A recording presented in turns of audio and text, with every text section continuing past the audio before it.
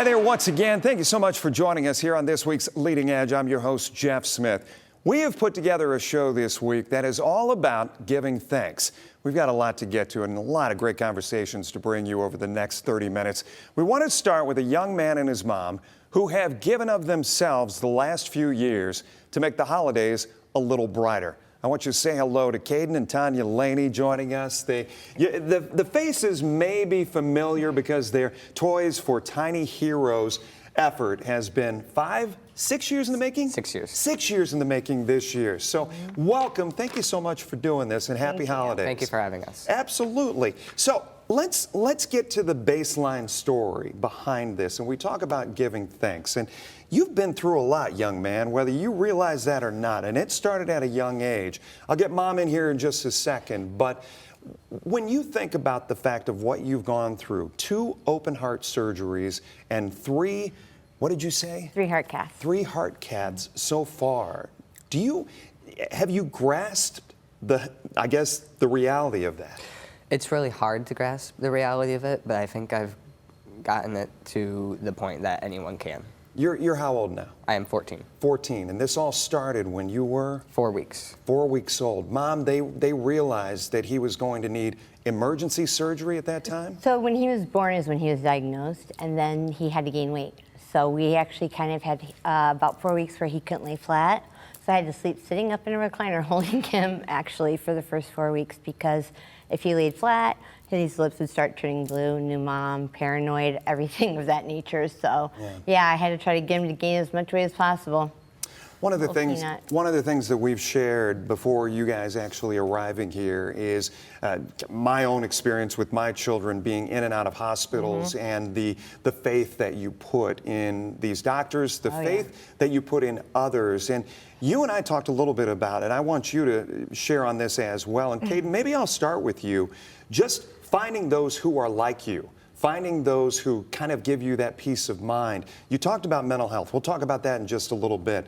But finding those who give you the peace of mind to know I'm not alone. Talk to me a little bit about finding those people. It's hard to find people who are like you because nobody is really like you in reality. But to know you have somebody there who is similar to you in any aspect, it's almost calming. And when you meet that person or those people, it's really nice. Did you meet other kids at Mott's who had had open heart surgery? I didn't get the chance to talk to really anybody else besides the nurses. Well, actually he did. His first one, he made a friend, and it was a newly diagnosed child from the Toledo area. No kidding. Yeah. He was 5.5. He wouldn't remember, but yeah, he did. It was really actually very nice to actually just kind of, speak to the mom who had just found out that her son was diagnosed, and kind of for the first time to watch them play together. They sat in the room, and it's actually when I first learned about child life, they sat there and played video games together for like the time he was recovering when he could move around. You feel like you're in this tube of, I guess, solitary confinement as a parent because you feel alone, right? Yeah. You've had those connections, you've made those connections, and it got you through, you said. Yes. Talk to me a little bit about that. So for the first few years that he was born, actually, actually, for a long time, I couldn't find anyone. I would ask at his cardiologist, I would ask his pediatrician. No one knew of any support groups or anything. And in 2000, what were you trying to find? Just someone who knew what it felt like. Even though you cognitively, hey, everything's okay right now, there's always these crazy thoughts running in the back of your head, what if, and you're kind of constantly on guard for things. And even though people can empathize, you can't really truly understand unless they're in that position where you're in fear for like the littlest thing hurting your child, or sending him to the hospital yet again, or another, Lots of miles. Yes. Lots of miles traveled as far as back and forth to Ann Arbor. You probably know Ann Arbor like the back of your hand. Caden, talk a little bit about this revelation that you said, Mom, I want to give back to those who are going through the things that I've gone through. And I know we've done the stories here at WTOL, and obviously 6 years strong going into this year as far as this Tiny Toys for Heroes program. I probably said it wrong there, but set me straight on exactly what went through your mind and why. I was very young, so I don't remember a lot, but from the stories I have been told, it went something like, when I was around 8, my mom asked me what I wanted for Christmas, and I simply said, I want to give back to others.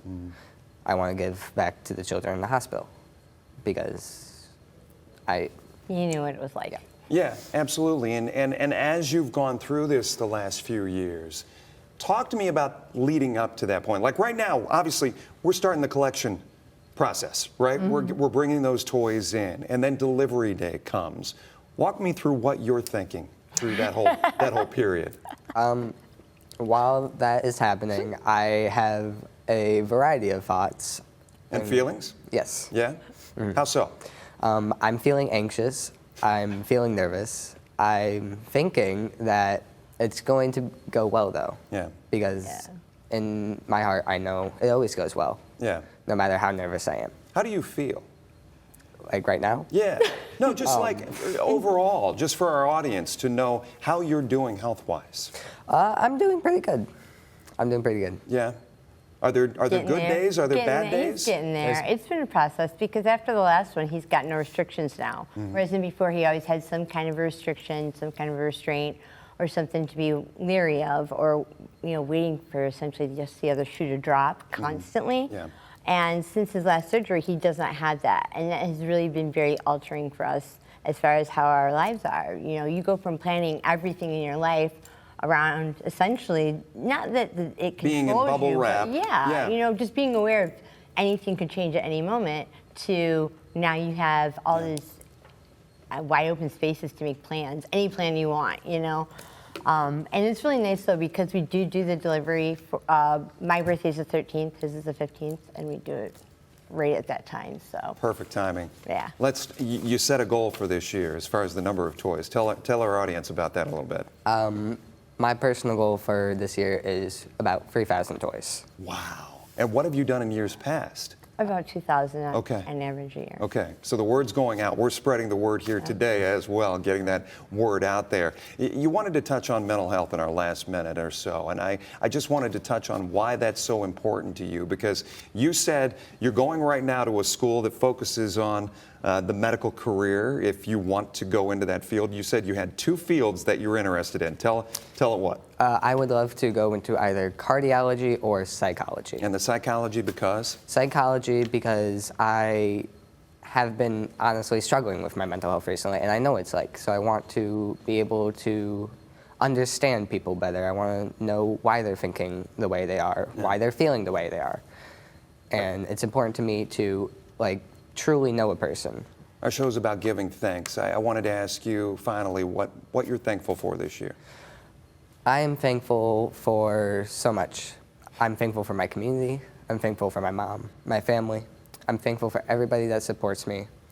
I'm thankful for my friends that know it or don't know it. They have been my best friends as of late because they're the only people that have been there. And some days are tougher than others, yeah? Yes, yes. What about you, Tanya? Him being healthy.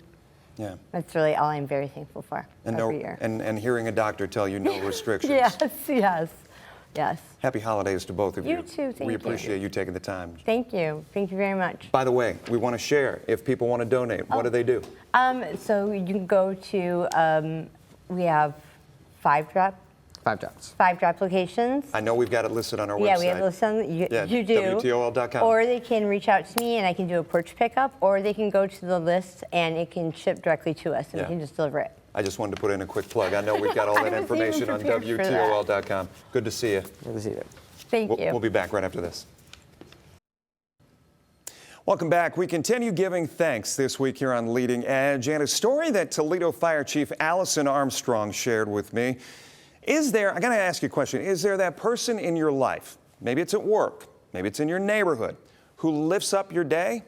Chief Armstrong says that person truly exists for the Toledo Fire and Rescue Department, and she joins us here on Leading Edge right now. Adrienne McCoy, she is an administrative assistant who has known the chief, you said, for 13 years. 13 years. Yes. So that's kind of high praise coming from Chief Armstrong, don't you think? Yes. She chose you to come in here and sit down and talk with me because she says, as bad as life can get sometimes, and you've had You've had a year, Yes. haven't you? Yes. As bad as it can get sometimes, that there is one of those people who comes in with positivity. I guess I first ask, where do you find it? My faith in God. First and foremost. Yes.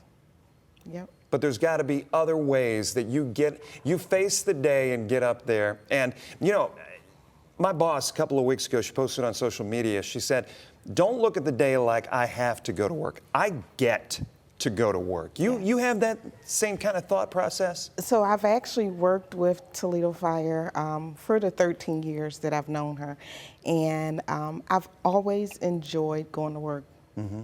It has always been a place that I did not mind getting up and going to every day. Yeah, as our audience gets to know you, I get to know you. What are your duties on a day in, day out basis? Oh, wow. Because administrative assistant, that sounds stressful to me. That sounds like it can be a lot at one time. It can. You got to have some strong shoulders. Yes, you definitely do. So I'm the administrative assistant to Allison Armstrong, and pretty much I just do normal day-to-day things, and then working with her, her and I just kind of bounce ideas off each other. I just try and help make her day easy every day. That's awesome. We talk about the good of you and the positivity, but kind of bring people up to speed on why it has been so hard on you the last year. So at the beginning of the year, I was diagnosed with breast cancer. My mom, who lives in Maryland. Something? Let me dive in a little bit. Is that Yes. something historically? Is that something that's been in your family at all? What was that diagnosis like for you? So I just went in for my normal mammogram. It is not a family history, and so the diagnosis, when I got the call, it hit hard. I mean, it took my breath away. It really did. I was at work when I got the call, so I didn't want to say anything to anybody until I talked to my husband and my children.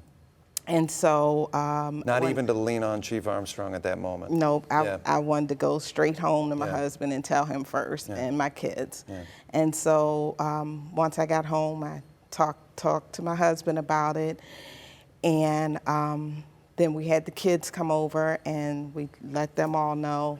And then I went back to work, and I called my chief and all the other people I work with in my office individually and told them. That wasn't the first punch to the gut this year, was it? It was not. Well, that was the first punch. That was the first. That was the It was not first the punch. only, is what I should have said. Correct. You also lost your mom. Yes, yes. After my surgery, the day that I found out I was cancer-free, my mom passed that same day. I'm so sorry. I know it's been some time now, but then your husband just recently has gone through some struggles of his own. Yes, my husband was diagnosed with stage 4 kidney disease, and 2 weeks ago today, he got a kidney transplant. Oh my goodness. And how's he doing? He's offset right now, and we can see him. He's looking at you right now. People can't see it at home, but he's doing wonderful. Yeah. He's getting his energy back, and he's getting stronger every day. Yeah. We asked our last guest, you sat there, you listened to them talk to us about the young man going through multiple heart surgeries. I asked him for what he's giving thanks this year. Whew. And I'm asking you the same thing. I am truly giving thanks for my family and my friends, my church, and for health, for good health. Does anybody walk down the hallways and just say to you, thank you? You ever get that? Yes. Just for being you? Yes. If I take a day off, they make sure they let me know, we missed you yesterday. So, yeah. Well, that's good. Yeah. Well, continued good health to you, Thank and you. happy holidays going forward. Yes. And we appreciate you sharing, because obviously there are some people with the Toledo Fire and Rescue Department who think very highly of you to be able to share your story and to bring some of your positivity to our audience. Thank you. It's nice meeting you. Nice to meet you, too. We'll be back right after this. Welcome back. Finally today, we want to continue to give thanks. I am so moved by the efforts in our region to teach and mentor. And one of those examples has really made a name for itself. But those who are involved don't do it for the recognition. It's about changing lives for the better. I want you to say hello to Robert Pownell, who is a volunteer mentor with the Program Incorporated. The Program Incorporated, we've done numerous stories, Robert, on the organization over the years. Good to see you. Thanks for being here. Thank you for having me. Talk to me a little bit. Before we get to giving thanks, I want to talk a little bit about the calling, because I really believe it is a calling as far as mentorship is concerned.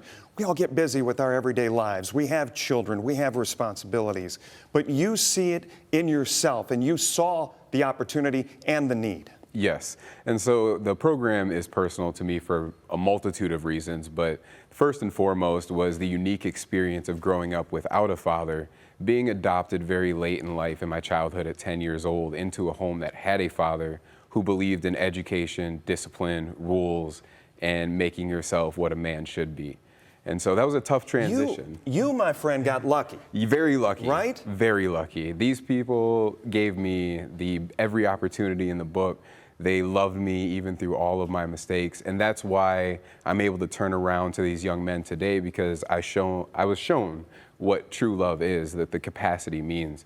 And to turn around to these young men who maybe show some of the same behavioral health issues or mental health issues, or just flat out withdrawn and don't have a strong male role model, I'm able to go out and show them that. That was one of the things you and I, before we came on today, we were talking about when these young men come into the program. Yes. And you physically lay eyes on them. And what are you seeing by and large? And so what we see with these men who do not have a strong male role model, a lot of times they lack communication even through their body language. They don't know how to step out of their shell or their own space and say, hey, I need help. I need to talk about this. We're looking at one of the events that happens through the year, just simply learning how to tie a necktie. And so, for example, the tie event we hold every year, we teach the young men how to tie a tie, and then we give them a suit jacket from one of our sponsors. And it teaches them that appearance is important. You only have so long to make a first impression. And that is something that you can't get back. Right. So when they go in, I learned how to tie a tie when I went to St. John's for the first time. Yeah. And Every day, got to have it on. Every day, shirt and tie. Yeah. And it's a great experience, because when I wore a shirt and tie outside of school, people look at you differently. You just saw it. And so we take skills like that. We take skills like the first date, where they take their mother out on a date, and we teach them how to court a woman and how to respect them. We have a mechanic event where we teach them basic auto maintenance. And one of my favorites is dodgeball and economics, where we teach them financial literacy through a bunch of games. And you see it start to land with them, and over time it gets better. I want to jump to one impactful moment that you've had with a young man. Tell me about that. And I know we don't want to name that person. Yes. So a young man came in to one of our events. It was a roller rink, laser tag, arcade, anything you could imagine that a kid wanted to do. And he walked in, he would not leave the person he came with, he would not leave their side. She sat down at the table, he sat down at the table. And his eyes were down, hands were folded, poor posture, and just kind of poor body language. And so I made it a point that I wasn't going to let him leave without coming out of his shell. And by the end of the But you said to me, you saw him and you're like, that's my guy. That's my guy. That's the guy I need to focus on, because you kind of see the body language, and some have different levels than others, but you could see that he really, really needed it. And he just needed patience, and he needed time. And so I eventually got to a point where I said, hey, do you want to skate? He said, no, I don't want to skate.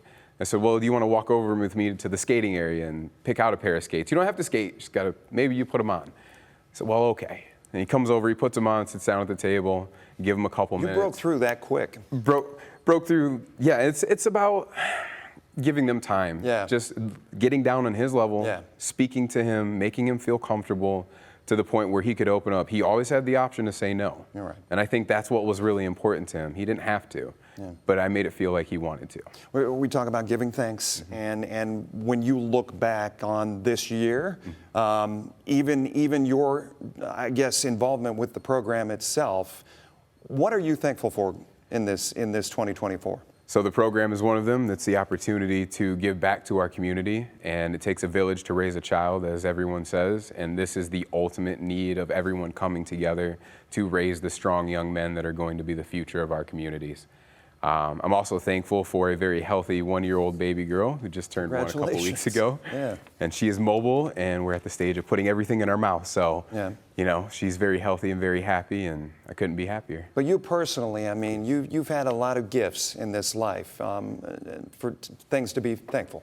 Yeah, so, you know, I have a great job, you know, I have a great house, I have a functioning car, and I have my own health.